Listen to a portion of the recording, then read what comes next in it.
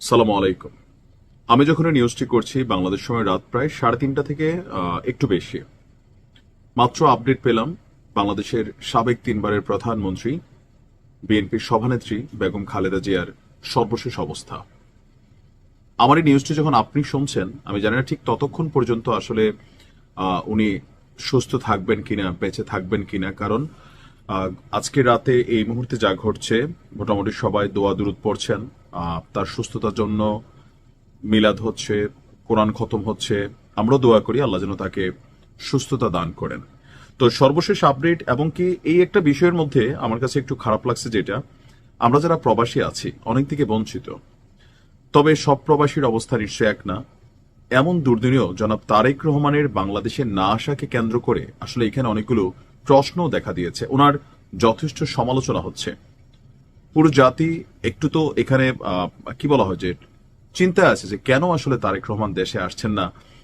মায়ের এমন অবস্থা যে মৃত্যুর সময়ে বা এই যে একটা ক্রিটিক্যাল টাইম তিনি পার করছেন, একমাত্র সন্তান, নারী ছেড়া ধন, তিনি পাশে থাকলে কোথাও না কোথাও হয়তোবা একটু মনোযোগ, সাহস থাকে না, যে সুকুন হয়তোবা এটা ওনার ফিল হইতো।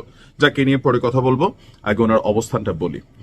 ফুসফুসের সংক্রমণ নিয়ে শ্বাসকষ্টের জন্য এভারকেয়ার হাসপাতালে ভর্তি হয়েছিলেন। এরপর দেখা দিয়েছিল নিউমোনিয়া, এর সঙ্গে রয়েছে কিডনি, লিভার, তারপর আর্থাইট্রিস এবং ডায়াবেটিক্সের পুরনো সমস্যা।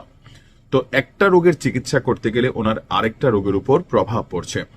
তো এই অবস্থায় অত্যন্ত সংকটময় ওনার অবস্থান। বিএনপি নেতারা বলছেন গত 2 দিনে, এবং ডাক্তাররাও যারা আছেন তার জন্য দেশি বিদেশি মেডিকেল বোর্ড গঠন করা হয়েছে, তার অবস্থার আসলে কোনো উন্নতি হয়নি। চিকিৎসকরা তাকে উন্নত চিকিৎসার জন্য সম্ভব হলে দ্রুত সিঙ্গাপুরে নেওয়ার কথাও বলছেন। কিন্তু ওনার যে বর্তমান শারীরিক অবস্থা, গেল কয়েকদিন আগে সশস্ত্র দিবস উনি যখন গেলেন, ওনার ছবি প্রকাশ হয়েছিল, হাতগুলো দেখছেন, হাতে অনেক পানি চলে আসছে, বয়স হয়ে গেছে প্রায় 80, ডায়াবেটিক্সে বিভিন্ন রোগে আক্রান্ত। তো সেইখানে যখন গেছেন ওনার হাতের আঙুল দেখে মনে হচ্ছিল শারীরিকভাবে ভীষণ অসুস্থ তিনি। তো তার সুস্থতা কামনা করে আজকের দিনে যখন আমি নিউজটি করছি, আপনি যখন দেখবেন ওনার জন্য দোয়া চাওয়া হবে। আর গত রবিবার তাকে দ্রুততার সহিত হাসপাতালে ভর্তি করা হয়। আর এই মুহূর্তে কেবিন থেকে সিসিইউ অর্থাৎ করোনারি কেয়ার ইউনিটে তাকে স্থানান্তর করা হয়েছে। তার শারীরিক অবস্থা দিনে দিনে নেতিবাচক হচ্ছে। এখন লন্ডন থেকে আমাদের বিএনপির ভারপ্রাপ্ত চেয়ারম্যান তারেক রহমান, পুত্রবধূ বা ওনার যে নাতনি আছেন তারা খোঁজখবর রাখছেন। আর জুবাইদা রহমান অর্থাৎ তারেক রহমানের স্ত্রী বেগম খালেদা জিয়ার চিকিৎসায় গঠিত যে মেডিকেল বোর্ড আছে সেখানে একজন সদস্য। আর এই মুহূর্তে আরাফাত রহমান কোকর যে স্ত্রী আছেন শামিলা রহমান, তিনি খালেদা জিয়ার সাথে হাসপাতালে আছেন। আজকে যদি আওয়ামী লীগ ক্ষমতায় থাকতো, পুরো বাংলাদেশ এই একটা প্রশ্ন করতো নিশ্চয়ই শেখ হাসিনার ভয়ে তিনি বাংলাদেশে আসছেন না, এবং কি আসলে তিনি গ্রেপ্তার হবেন, এটাই স্বাভাবিক, বা হতে না হতো বা নাও হতে পারতেন।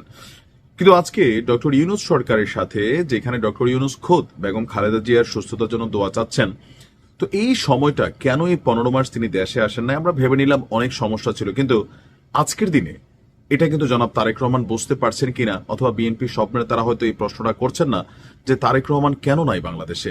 মানে ওনার কি লন্ডনে ভিসাগত কোনো জটিলতা, বা রাইট নাও ওনার তো আর ওরকম কোনো টপিক থাকার কথা না, তাই না?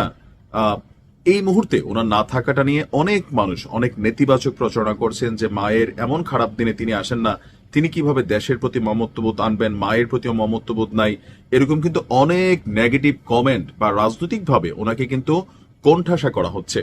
বাংলাদেশে কোন সরকারের এই মুহূর্তে এত সাহস নাই যে তারেক রহমান আসবে ওনাকে গ্রেপ্তার করবে। তাহলে সমস্যাটা কোথায়? এটা কি যুক্তরাজ্য থেকে তিনি যে এত দীর্ঘদিন সেখানে একটা ভিসায় ছিলেন, তো এই মুহূর্তে তিনি কি সেই ভিসাতে আসতে পারেন না? যতদূর আমরা জানছি ডিসেম্বরের মাঝামাঝি সময় আসবেন।